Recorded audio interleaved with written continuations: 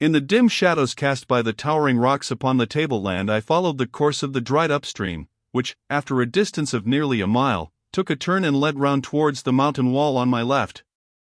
In half an hour I came within the deep shadow of this mighty pile, and, looking up, saw its tremendous outstanding crags, nearly 1,000 feet above, surmounted on each hand by the snow-capped peaks clearly defined against the rosy flush of the eastern sky. High up on the wall, where it united with the base of the northern or left-hand peak, a spur left the parent rock and ran down obliquely from a height of several hundred feet to within 50 feet of the ground, then, curving upwards again, terminated in a gigantic crag, which to my mind suggested a strange resemblance to a huge lion sitting upon the plain with his head erect, and mounting guard over the approaches to the mountain. Following the bed of the stream right up to the base of the Great Wall, I saw that this spur hemmed in from the bare plain a small valley, about 100 yards across at its mouth, but gradually narrowing back until it ended in a precipitous ravine in the acute angle formed by the descending ridge and the main rock. Great pines grew upon the spur's inner face, and the varied foliage of the virgin bush which it enclosed softened its rugged contour. In the broadest parts of the valley grew smaller trees, isolated and with green grass beneath them, while further back the creeping vines wove the treetops together and crowned the tangled undergrowth with white flowers and yellow berries.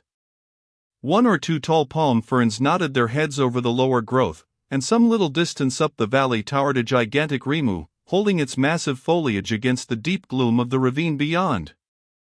On seeing this great tree, I immediately recalled that part of the aged Maori's story in which he spoke of burying a stone instead of the child beneath its shade, and determined to visit the place and see for myself. But meanwhile the course of the stream was demanding all my attention. I was beginning to wonder whither it was leading me as I followed it for another 100 yards towards the valley, its one bank the mossy turf of the plain sheltered by a little scattered bush, the other the bare rock itself. Here a little proof of human occupation confronted me. I almost stumbled over a small stack of firewood, neatly piled beneath a clump of silver birches in giant manuka. A little further on I came upon a Kamara 16 patch and some peach trees laden with ripening fruit. While I was inspecting these, a faraway hollow roar fell upon my ears, followed by a hissing and a rushing near at hand. Then presently I heard the sound of waters coming down the bed of the stream towards me, and knew that the mysterious freak of nature was at work again. I rushed to the edge of the bank and watched the foaming water, flooding the channel as it poured by, leaping and dancing as if glad to be free again. Anxious to find out whence this water came, I followed the bank, concealing myself as much as possible among the bushes, until, just at the opening of the valley, I found that it curved round at right angles, enclosing a patch of mossy ground against the rock, and came to an abrupt halt, as far as I was concerned, at the foot of the mountain wall. Here the water welled forth silently right out of the side of the rock, forming a deep pool some 7 or 8 yards across. The smooth open bank on which I stood carried its yellow moss and daisies up to the feet of the precipice, and then sloped away into the dark shades of the valley to the left. I could see no opening through which the water issued. Evidently the current ran far below the surface, but how was the water dammed back to such an extent? I soon ascertained the cause. After flowing straight out for about 20 yards, the water was obstructed by a narrow constriction in the rocks, through and over which it frothed and seethed before swirling round again towards the great wall.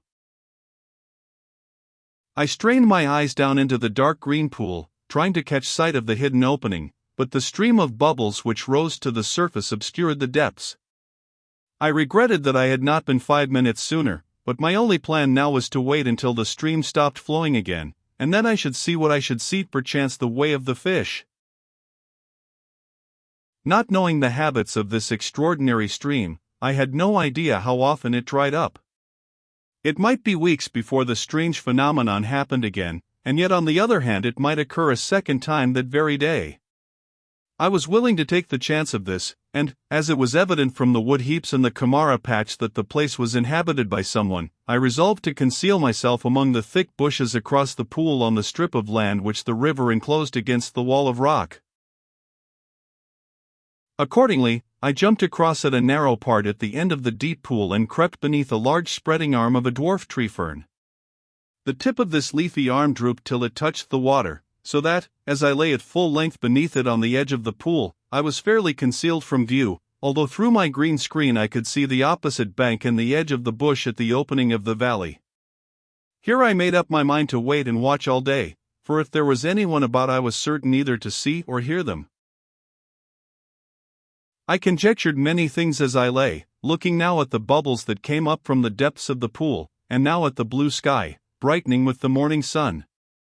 But of all the wild imaginations that flitted through my mind concerning that mysterious place, none was so strange as the series of events and adventures which actually befell. For several hours I lay beneath my fern shield, hearing nothing more unusual than the singing of many birds in the valley, the frothing of the water among the rocks at the end of the pool, and its gentle lapping against the granite wall, a yard on my right. There could be no one in the valley, for if the fierce Ngaraki had been there he would have been up and abroad long since. There was no sound, no sign of any human being. What if, after all, Ngaraki dwelt within the mountain? By what strange and hidden gateway did he pass in and out of his temple? While speculating on this matter, the southern sun appeared over the top of the mountain wall, and I knew it must be near noon. The bright rays flooded down into the pure green depths of the pool, and the bubbles rose like great shining pearls. About 10 feet down I thought I could distinguish something that looked like an aperture in the rock through which the stream was pouring. It did not appear to be a very strong current, for there was no indication of its force anywhere on the surface of the pool. As I peered down trying to see it more clearly, some dark object sped through the opening. At first I thought it was part of a tree, then, by its movement in the water, it suggested a gigantic fish. Another second and I held my breath, while my heart beat hard against my ribs, for the object was now more clearly defined. A cold shiver ran through me, and now, as I write of that feeling, I must record my firm belief that there are moments when the wildest superstitions touch us with an icy finger, if they can but touch us unawares. Tiki's Tanawa flashed into my mind in that half-second, while I saw the dark monster with waving limbs rising from the bottom, and then flashed out of it again as I saw a head and neck, a pair of massive shoulders and two great brown arms approaching the surface. Now the sunlight glistened on the wavy black hair and dark brown skin of a Maori not 2 yards away from me. With my heart thumping against my ribs I lay perfectly still, while the man who had come out of the mountain by the way of the fish shook his head angrily, tossing the water from his long black hair. Then he struck out for the opposite bank. He caught hold of some roots that were growing there, and with a sudden spring, set his foot in a hanging loop above the surface. In another moment he was standing on the moss, the water dripping from his hair and from his flaxen waist garment. It needed no searching scrutiny to tell me that this was the fierce Ngaraki, of whom Te Makawawa had spoken. The stately dignity of his tall form, and the easy grace of his movements as he turned himself about upon the bank, marked him out as a chief among his people. His neck was like a pillar of bronze. His hairless face was tattooed in a way to denote his high rank. In his arched nose there was an untamable pride, which his piercing, coal-black eyes made fierce and fiery. His brow bespoke him a learned man of his race, a Tohunga versed in occult lore and ancient traditions, while the long wavy hair that rolled back from his forehead and fell dripping on his glistening shoulders, revealed the perfect shapeliness of his head.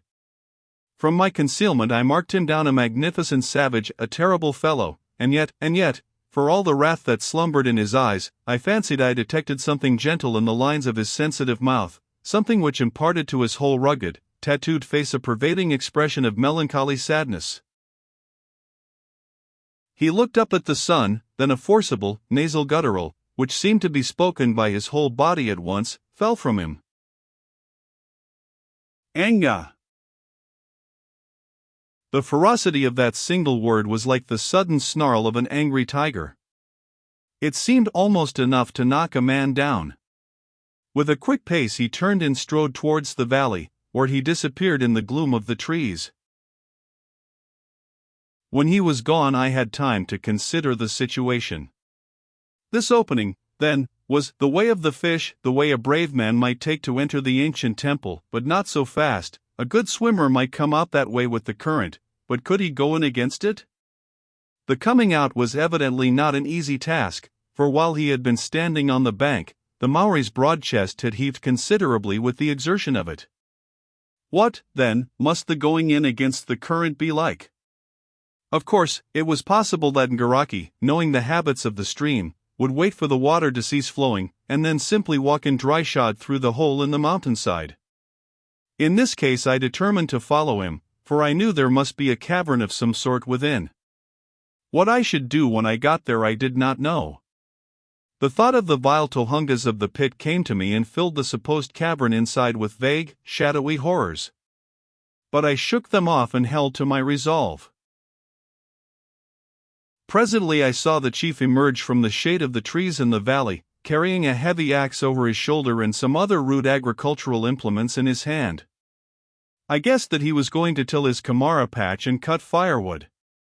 In a few minutes I heard the sound of his axe from the bank of the stream further down, and knew that I was probably a prisoner until sunset, for I well understood that if Ngaraki became aware of my presence, my chances of exploring the mountain were gone. Therefore, through the long hours of that summer afternoon, I lay beneath the fern thinking, imagining, wondering what the vast pile above me contained. For long intervals Ngaraki's axe was silent, and I watched for his return, but, as he did not come, I knew his work was not finished.